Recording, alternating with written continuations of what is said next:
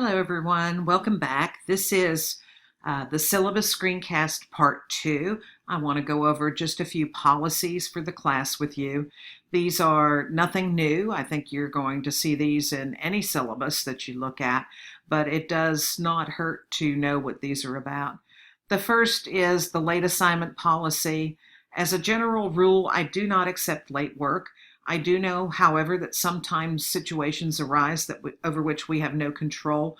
It is your responsibility to contact me immediately if such a situation arises before the deadline and request an extension.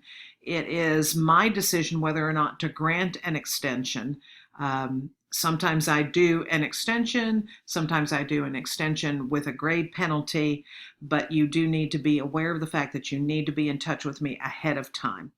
Due dates are already posted at the beginning of class, so last minute hardware and software failure are no excuses for late work. And while we're talking about due dates, let's just come up here and take a look at them.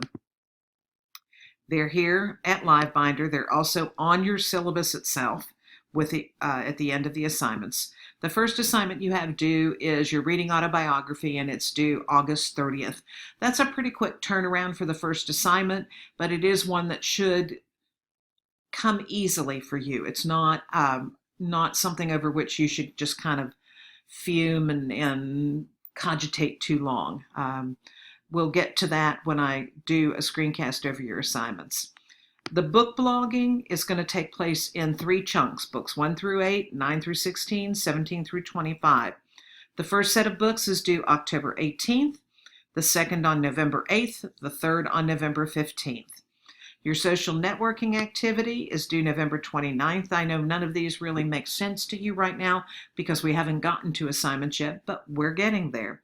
Your textbook reflections are due chapters 1 through 5 on September 6th, chapters 6 through 10 on September 20th, chapters 11 through 14 on October 4th, and your final assignment, the TK20 essay, is due November 22nd.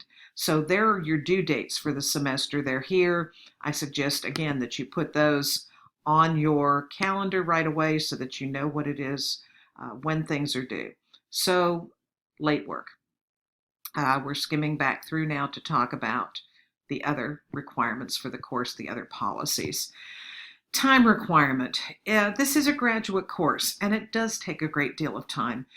I do understand that you're also working a full-time job and that many of you have family responsibilities as well.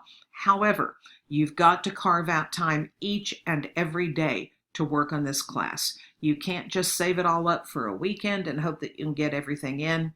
The reading itself demands that you do some work every day. It is a graduate course and you are expected to act in a professional manner.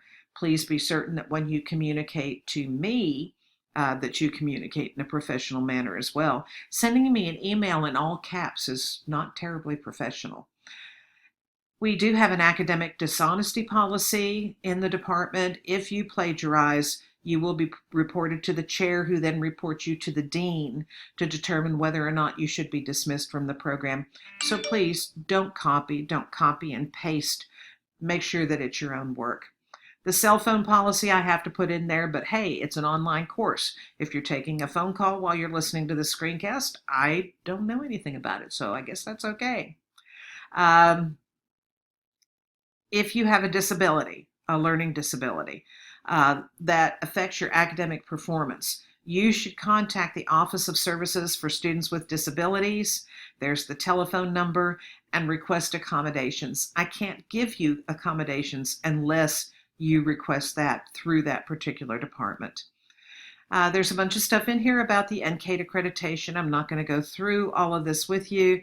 These are things that you can kind of take a look at on your own time.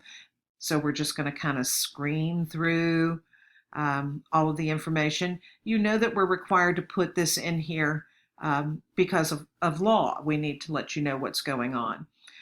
This is just a matrix that shows why what you're doing helps meet the standards from the state and the national level. So again, that's something you can look at in your own time.